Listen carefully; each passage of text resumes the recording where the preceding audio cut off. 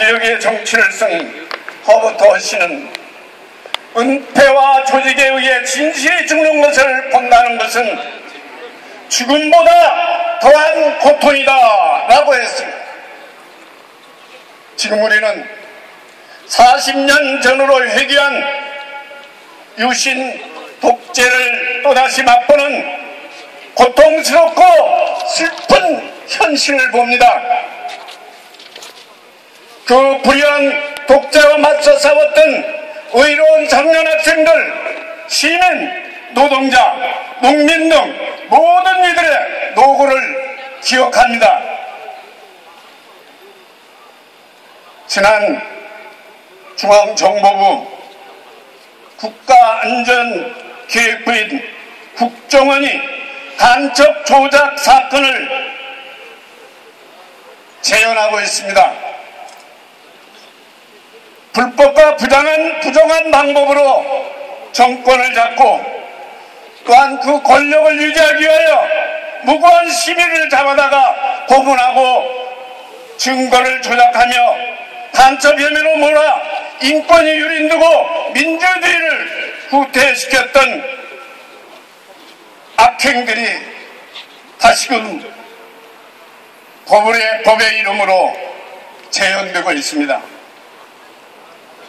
역대 정보기관 간첩 조작은 총칼로 권좌에 앉은 독재 정권의 권력을 유지하기 위함이었습니다. 다행히 민주정부 수립 이후 많은 조작 사건의 진실이 밝혀졌습니다. 유신 독재 시대 조작 간첩 사건 등이 재심을 통해 당시 국가 범죄를 사과하고 무죄 선고가 내려졌습니다. 불행하게도 이미 수십 년의 세월이 지난 오늘 빨갱이 사냥 종북놀이 간첩 사건이 재현되고 있습니다. 국정원은 소위 서울시 공무원 간첩으로 몰기 위해 증거를 조작하고 은폐하고 다른 나라 공문을 위조하면서 옹호하고 있습니다. 국민들은 외칩니다. 간첩 조작 사건의 책임자 남재준 국정원장을 즉각 해임하라. 국가 권력 국정원을 즉각 해체하라.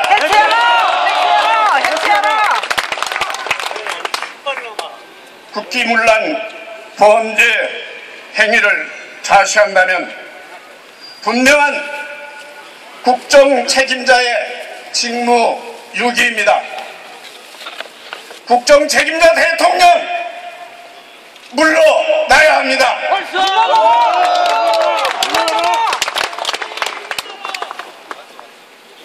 다른 나라 외교 문서를 위조하면서 간첩을 조작하는 행위는 분명히 범죄 행위입니다. 사실 조작에 의해 빨갱이 간첩 제조는 과거 독재 권력의 통치 전략이죠. 정치적 경쟁자나 경쟁 세력을 종북 따위의 색깔론으로 몰아 제거하거나 약화시켜 권력을 유지 방어하는 범죄입니다. 이런 통치 전략을 위해서는 북한에 대한 적대감과 불안감을 끊임없이 재생산해 늘 간첩단 사건이 필요했습니다. 불순분자, 적 혹은 간첩은 정략적 필요에 따라 의도적으로 제조되었다는 말입니다. 서울시 간첩 조작 사건도 역대의 정보기관이 벌린 끔찍한 조작 사건과 본질적으로 같은 것입니다. 한 민간인에게 간첩 혐의를 뒤집어 씌우기 위해서 다른 나라인 중국 정부의 공문서를 위조하고 가지고 온 사건, 그 위조 범죄의 주체가 국정원이었습니다. 위조 범죄 관련자는 국정원으로부터 돈을 받았다 했습니다. 국정원은 증거 조작을 미리 알고 있다 했습니다. 이를 지시까지 했다는 고백도 했습니다. 검찰 역시 국정원이 내준 위조 문서를 마치 검찰 자신이 공식적으로 확인했다는 증거처럼 재판부에 대담하게 제시했습니다.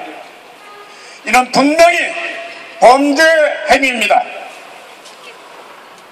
대선 부정 사건과 함께 간첩 조작 사건은 박근혜 정권의 쌍벽을 이루는 국기문란 사건입니다.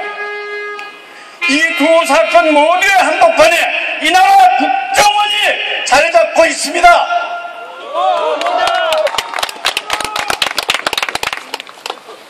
또한 국가정보원장 남재준이 국가기밀인 남북 정상회담 대화록을 공개한 것은 전직 대통령을 재사살하고 부정선거를 획책한 거지요. 맞습니다.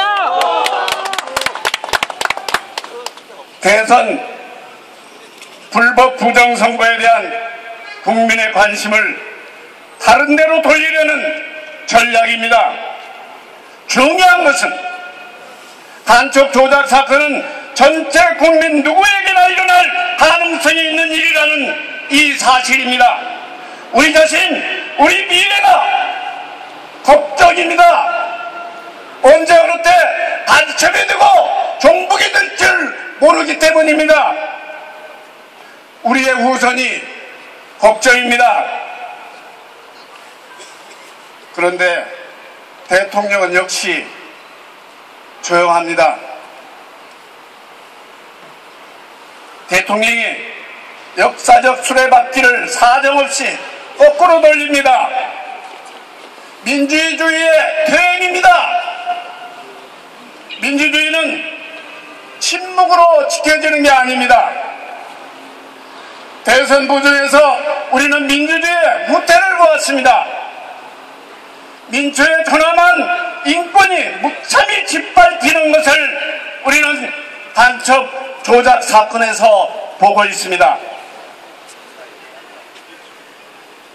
청와대에 비정상 기능이 있다면 그것 역시 정상화해야 할 겁니다. 청와대의 정상화 역시 국정원의 해체 수준에 맞는 전면적인 개혁과 이를 위한 그 책임자들의 파면은 마땅하고 옳은 일입니다. 이것은 더더욱 대통령의 책임이요 책무입니다. 국정원을 다시 살펴봅니다. 국정원은 지난 18대 대선의 과정에서 불법과 부정을 저질렀습니다. 이를 은폐 조작했던 국가기관입니다. 민주당은 국정원이 대선에 개입한 사실과 인터넷 여론을 조작하고 있다는 제보를 받습니다. 2012년 12월 12일 대선을 며칠 앞둔 때였습니다. 민주당은 경찰과 성관위의 국정원 여직원 김모 씨의 오피스텔 조사를 요구했습니다. 한밤에 일어난 이 사건은 대선의 핵으로 다가왔습니다. 그 대선 내내 국정원 여직원의 댓글 의혹이 큰 이슈였습니다. 2012년 12월 16일 대선 후보 TV 3차 토론에서 박근혜 후보와 문재인 후보는 국정원 여직원 의혹을 놓고 공방을 벌였습니다.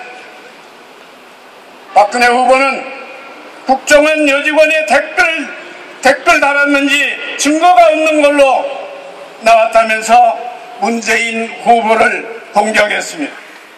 경찰은 TV 토론이 끝난 직후인 밤 11시 갑자기 수사 결과를 발표합니다. 국정원 김 씨의 댓글 흔적은 없었다. 김 씨는 무혐의, 이거였습니다. 이날 저녁 그것도 한발에 무슨 재난사고나 폭탄 테러 사건도 아닌데 검찰은 밤 11시에 수사 결과를 발표했던 겁니다. 국정원은 12월 16일 너무나 놀라운 신속함을 보여주었습니다. 11시경 국정원 여직원 관련 검찰 수사 발표 후 11분 뒤에 보도 자료를 배포합니다. 민주당이 제기한 국정원의 조직적 비방 댓글 주장은 사실 무근이다. 국가정보기관을 정치적 목적으로 이용하는 일이 더 이상 반대돼서는 안 될 것이다. 그러나 지금 어떠합니까? 국정원 선거 개입에 대한 불법 댓글이 22,000개에 해당한다고 하지 않습니까? 국군사이버사령부 역시 국정원의 지원으로 불법적인 선거 개입을 하지 않았습니까? 경찰까지 여기에 협조합니다.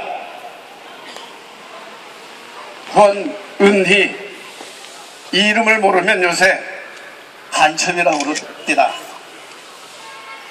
국민 누나, 국민 언니, 2013년판 유관순 열사라고 합니다. 권은희 수사과장, 김용판 전 경찰청장이 국정원 댓글 조작 사건을 없는 걸로 덮어서 박근혜 후보에게 결정적으로 유리한 선거 국면을 마련해 줬음을 증언했습니다. 그러나 1심 재판부는 김용판을 무죄를 선고했습니다. 정말 국정원이 대선 개입이 없었습니까? 박근혜 후보가 국정원의 불법적인 지원, 부정한 방법 없이 정정당당하게 당선되었습니까? 아닙니다. 우리는 철저한 조사와 해명, 사과를 요구했습니다. 만약 지난 대선 과정에서 벌어진 국정원의 불법과 부정, 잘못된 것들을 바로잡기 위해 진상규명을 하고 국민에게 사죄했더라면 지금 벌어지고 있는 간첩 조작 사건도 일어나지 않았을 겁니다. 자유민주주의 국가에서 내란 음모 사건도 건국일의 초유의 반민주주의의 사건, 통진당 해산 기도도 없었을 겁니다. 지난 대선은 국가가 헌법이 정한 국민의 자유로운 선택을 유린했습니다. 명백한 불법 부정선거입니다. 우리는 선언합니다. 민주공화국으로 세우는 길은 짝퉁 대통령 박근혜의 결집입니다.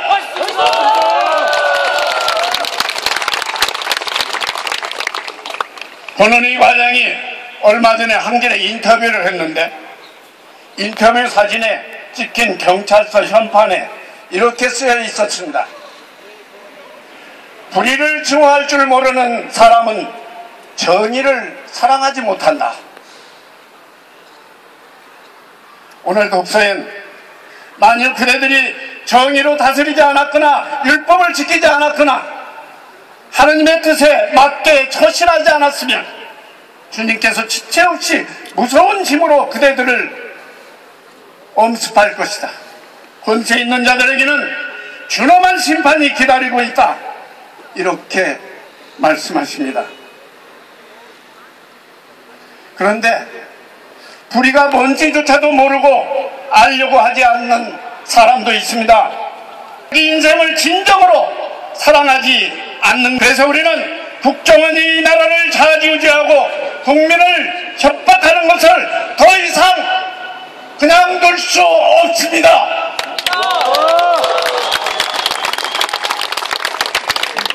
지금의 국정원을 그냥 두면 앞으로 무슨 선거인들 신뢰할 수 있겠습니까? 헌법도 무용지물입니다. 더 큰 걱정은 우리의 미래입니다. 나라는 끊임없이 추락할 것입니다. 우리는 내 인생을 사랑하고 가족을 사랑하고